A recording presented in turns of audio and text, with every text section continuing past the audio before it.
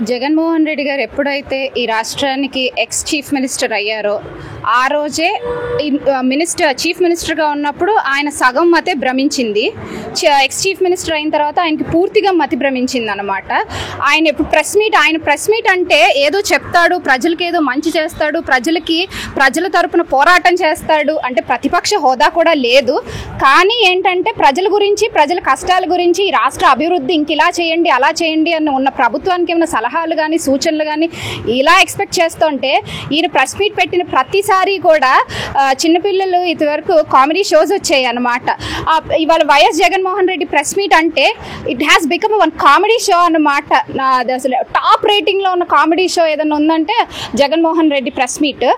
ఆయన ఏం మాట్లాడుతున్నారో ఆయనకైనా అర్థమవుతుందో లేదో ఒకసారి ఆయన ప్రెస్ మీట్ని ఆయన ఒకసారి చూసుకుంటే అసలు నేనేం మాట్లాడాను, నేను మాట్లాడిన దాంట్లో అర్థం ఎంత ఉంది అనేది ఆయనకు అర్థం అవుతుంది. ఆయన మాట్లాడుతూ ఈ రాష్ట్రం ఏదో బీహార్ లాగా తయారైంది అంటున్నారు.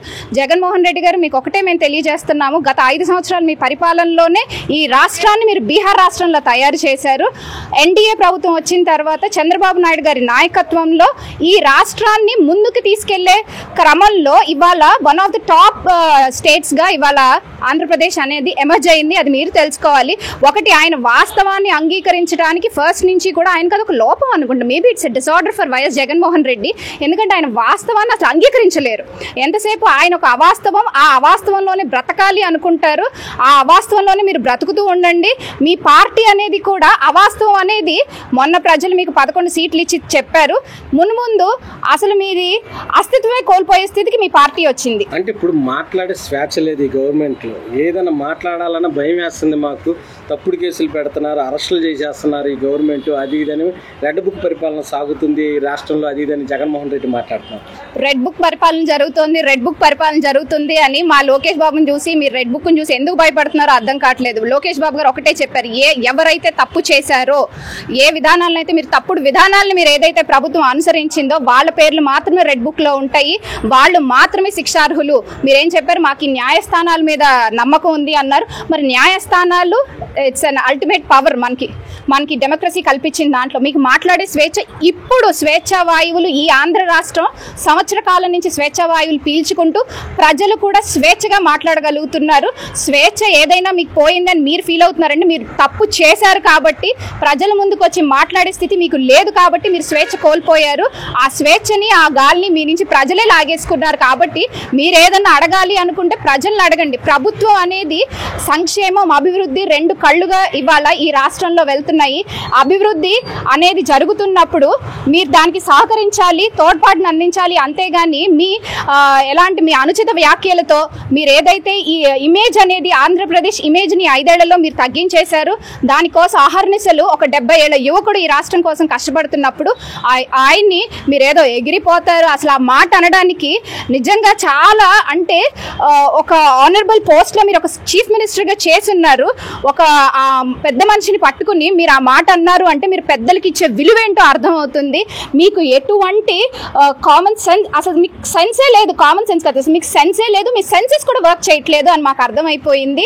ఆయన ఎగిరిపోలేదు. ఏదైతే పయ్యావుల కేశవ్ గారు మొన్న మీటింగ్లో చెప్పారో, సిబిఐ అనేది ఒక బ్రాండ్. ఆయన ఎగిరిపోలేదు, ఎదిగిపోతూ ఉన్నారు. ఆయన ఆ ఎదుగుదలని మీరు ఓర్వలేక, ఏం మాట్లాడాలో తెలియక పిచ్చి మాటలు ఆ ప్రెస్ మీట్లు పెట్టి మాట్లాడుతున్నారు. ఆ ప్రెస్ మీట్ వల్ల, ఆ ప్రెస్ మీట్ చూసి అందరూ అనుకుంటున్నారు, వాళ్ళ పార్టీ వాళ్ళు అనుకుంటున్నారు, బాబు ఇవాళ వస్తాడు అనవసరంగా సెల్ఫ్ గోల్ వేసి మనం వచ్చి ఆన్సర్ చేయలేని సిచ్యువేషన్ కలిగిస్తున్నాడు అని చెప్పి వాళ్ళ పార్టీ వాళ్ళు చెప్పుకుంటున్నారు.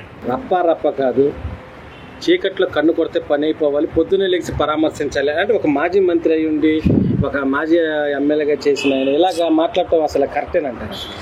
అసలు పేర్ని నాని గారు మరి ఆయనకి అదేనండి, ఈ వైసీపీ పార్టీ కానీ వైసీపీ నాయకులు కానీ ఒక విలువలు అనేవి వాళ్ళకి అసలు లేవనుకుంటా. వాళ్ళ బ్లడ్లోనే ఆ విలువలు అనేది లేదనుకుంటా. ఎందుకు అంటే రాజకీయం అనేది ఒకసారి మీరు గెలుస్తారు, ఒకసారి ఒక పార్టీ గెలుస్తుంది.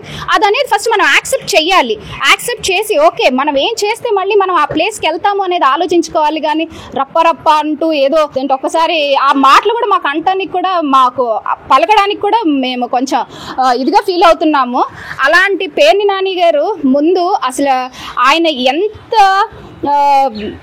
పిచ్చి పనులు చేసి వాళ్ళ వైఫ్ను కూడా కేసుల్లో ఇరికిచ్చే స్థితికి ఇవాళ అమ్మ మీ వైఫ్ ఎక్కడ ఉంటున్నారు, మీరు ఎక్కడ ఉంటున్నారు, మీ కొడుకు ఏంటి అనేది ఫస్ట్ ఒకసారి చూసుకోండి. ఒకటే గుర్తుంచుకోవాలి, ఆనాడు చంద్రబాబు నాయుడు గారి మీద ఏదైతే మీరు అవాస్తవమైన కేసు పెట్టారో ధైర్యంగా వచ్చి భార్య, పిల్లలు, రాష్ట్ర ప్రజలు, దేశాలలో ఉన్న వాళ్ళు పోరాడారు. మరి మీ మీద అక్రమ కేసులు పెడుతుంటే మీ ఫ్యామిలీ మెంబర్స్ రావట్లేదేంటి? ఎక్కడ దాక్కుంటున్నారు మీ అందరూ? ఫస్ట్ మిమ్మల్ని మీరు సరి చేసుకోండి, మీ ఇంటిని మీరు సరి చేసుకోండి. మీ ఇంట్లో ఏ తప్పు లేనప్పుడు ఇలాంటి ఒకటి ప్రజలు కూడా ఆలోచించాలి. ఇలాంటి నాయకుల్ని మనం ఖచ్చితంగా బహిష్కరించాలి, వీళ్ళని అసలు రాజకీయాల్లోంచి తొలగించాలి అన్నంత విప్లవం ప్రజల్లో నుంచి రావాలి. అంటే ఎందుకని ఇలా మాట్లాడుతున్నారు అసలు? యథా రాజా తదా ప్రజ అన్నట్టు వాళ్ళ నాయకుడు ఎలా అయితే ఉంటాడో ఆ క్యాడర్, ఆ సెకండ్ గ్రేడ్ నాయకులు కూడా అలాగే ఉంటారు. ఆయన రప్ప రప్ప అన్నది సినిమా డైలాగ్ అంటే వీళ్ళు అదే పట్టుకుని ఎలాడుతున్నారు తప్ప దాన్ని ఏంటి మనం ఆ మాటను మనం ఎందుకు అంటున్నాము, అసలు వాళ్ళు ఏమి మెసేజ్ ఇద్దాం అనుకుంటున్నారు ఈ యూత్కి?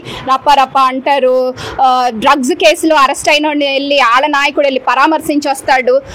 అసలు మీరు ఫస్ట్ ఆఫ్ ఆల్ ఏంటంటేనండి, వీళ్ళందరికీ కూడా ముందు చంద్రబాబు గారికి మేము ఒకటే రిక్వెస్ట్ చేస్తున్నాం, ఈ వైసీపీ నాయకులందరికీ కూడా మినిమం జనరల్గా ఉండే కామన్ సెన్స్ అనేది కొన్ని క్లాసెస్ పెట్టి నేర్పించాలి. ఫస్ట్ వీళ్ళకి పబ్లిక్లోకి వచ్చినప్పుడు మనం ఎలా మాట్లాడాలి, మన మేనరిజమ్స్ ఎలా ఉండాలి. అంతేగాని ఇవాళ ఒక కేసులో ఇరుక్కోగానే శ్రీరంగ నీతులు చెప్పడం కాదు. ముందు మిమ్మల్ని మీరు సరి చేసుకోండి, మిమ్మల్ని మీరు సరి చేసుకున్న తర్వాత ఆ తర్వాత మీరు ఏదైనా మాట్లాడుదురు. కానీ ప్రజలు రాష్ట్రానికి కంపెనీలు రావడం అంటే మంచి విషయమే. గతంలో ఉన్న ఐటీ మినిస్టర్ ఏం చేయలేదు కాబట్టి ఇప్పుడు లోకేష్ గారు వచ్చిన దగ్గర నుంచి కంపెనీస్ తీసుకురావడం, యుఎస్ వెళ్ళి క్లయింట్స్తో మాట్లాడడం ఆయన చేస్తున్నారు. గతంలో ఉన్న ఐటీ మినిస్టర్ గుడ్డు పెట్టాము ఇప్పుడే అది పొదగాలి అన్నట్టు పిచ్చిగా మాట్లాడారు. అందుకే రాష్ట్రం ఇంత వెనకపడి ఉంది.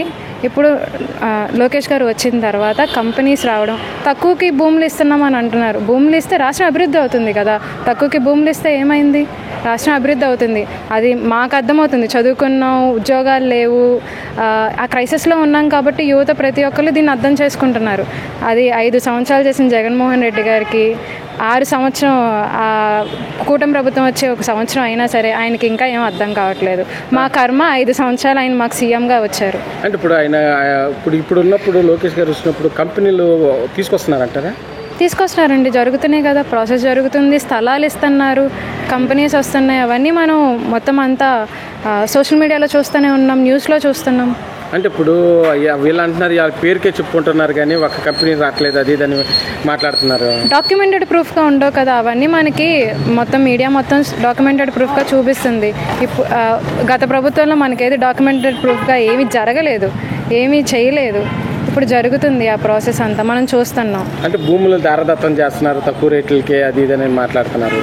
అదంటే 99 పైసలకే ఇచ్చేయడం, 50 లక్షలు. రాష్ట్రం అభివృద్ధి అవుతుందండి అంటారు వైసీపీ వాళ్ళు, అనడానికే. పనులు చేయరు, అనడానికి మాత్రం వస్తారు ముందుకి. ఆ 2 రోజులు వచ్చి హడావిడి చేసామా వెళ్ళిపోయామా అన్నట్టు ఉంటారు కానీ పనులకి చేయరు వైసీపీ ఎవరు. మాకు యువతగా మాకు అర్థమవుతుంది, 5 సంవత్సరాలు జగన్మోహన్ రెడ్డి గారి చేతిలో ఈ రాష్ట్రాన్ని పెట్టి యువత ఎంతో వెనకపడిపోయాం. వేరే రాష్ట్రాలకు వెళ్ళాం, ఉద్యోగాలు చేసుకున్నాం, వచ్చాం. ఇప్పుడు మా రాష్ట్రంలో వస్తుందని మేము ఎంతో ఆనందపడుతున్నాం. మేడం గారు, కూటమి ప్రభుత్వం వచ్చి 1 year అవుతుంది. నారా చంద్రబాబు నాయుడు గారు ఒక విజనరీ నాయకుడు. ఎట్లా ఉంది మేడం ఈ 1 year పరిపాలన? ఈ 1 year పరిపాలన అయితే చాలా బాగుందండి. ప్రభుత్వం వచ్చి 1 year అవుతుంది. తర్వాత తల్లికి వందనం డబ్బులు అందరికి ఒక్కరికే కాకుండా ఎంతమంది పిల్లలు ఉంటే అంతమందికి తల్లికి వందనం వేస్తున్నారండి.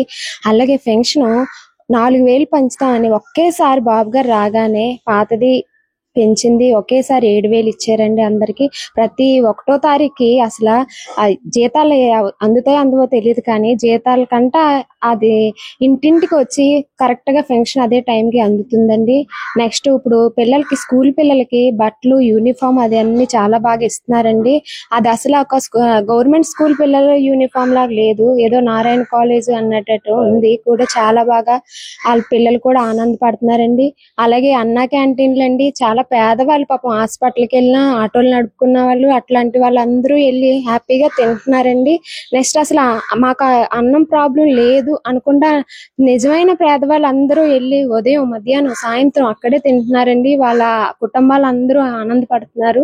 నిజమైన పేదలకి సమకూర్చి అన్ని బాగా సమకూర్చే ప్రభుత్వం ఏదైనా ఉన్నదంటే అది కూటమి ప్రభుత్వం అండి. మేడం గారు, ఈ రోజు చూసినట్లయితే జగన్మోహన్ రెడ్డి గతంలోని మద్య నిషేధం అని చెప్పి కనీసం మద్యం కల్తీ మంది తయారై చాలా మంది అనారోగ్య పాలై చనిపోయారు అంటున్నారు. దీనికి ఎంతవరకు కరెక్ట్?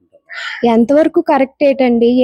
ఇన్ని రోజులు వాళ్ళు కల్తీ మందు అని చెప్తే ఎవరు నమ్మలేదు.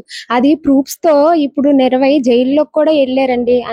కల్తీ మందు అంటే అసలు దారుణం. వేల మంది చనిపోతున్నారండి ఆ కల్తీ మందు తాగి. ఇప్పటికీ చనిపోతున్నారు. ఎందుకు చనిపోతున్నారంటే మా గ్రామంలోనే ఎంతో మంది చనిపోతున్నారు. మాకు తెలిసిన వాళ్ళు మా దగ్గరే చాలా మంది చనిపోయారు.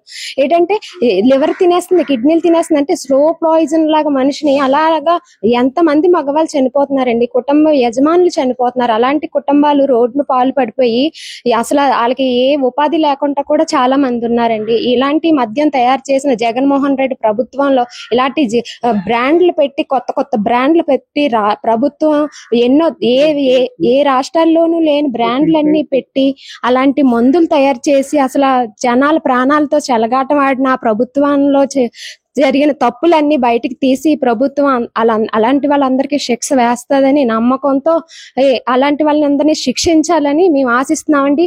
ఆ జగన్మోహన్ రెడ్డి చేసిన ప్రజలకి అసలు ఆ ప్రజలను ఉద్దేశించి కాకుండా ఆయన లబ్ధి పొందడం కోసం ఆయన కోసమే ఆలోచించుకొని ఇలాంటి అసలు జనాలు ఒక్క విధంగా కాదండి, చాలా విధాలుగా ఇబ్బందులు పెట్టారండి.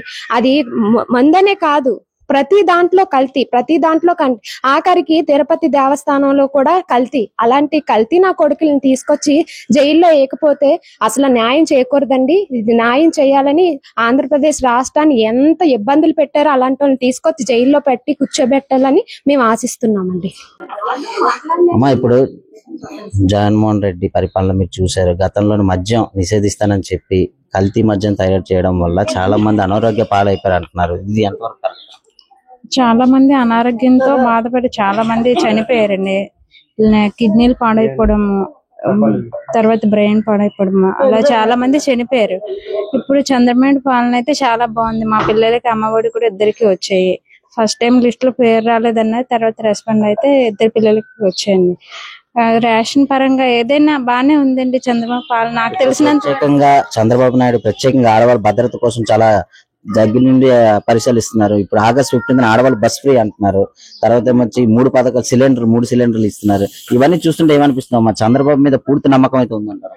మాకైతే నమ్మకం ఉంది సార్. అతని పాలన బానే ఉంటది. నాకు తెలిసినంత వరకు బెటర్.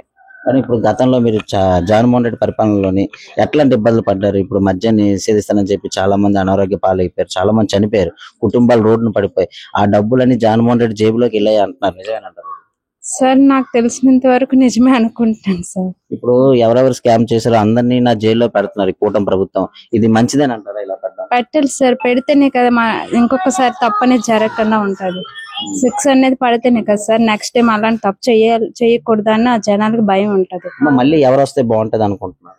మళ్ళీ నాకు తెలిసి చంద్రబాబు నాయుడు గారు రావాలని కోరుకుంటున్నాను. భవిష్యత్తు కూడా బాగుంటది సార్. ఇప్పుడు పిల్లలకి మధ్యాహ్నం పూట భోజనంలో ఇది చంద్రబాబు నాయుడు గారు అయితే బాగా కేర్ తీసుకుంటారు.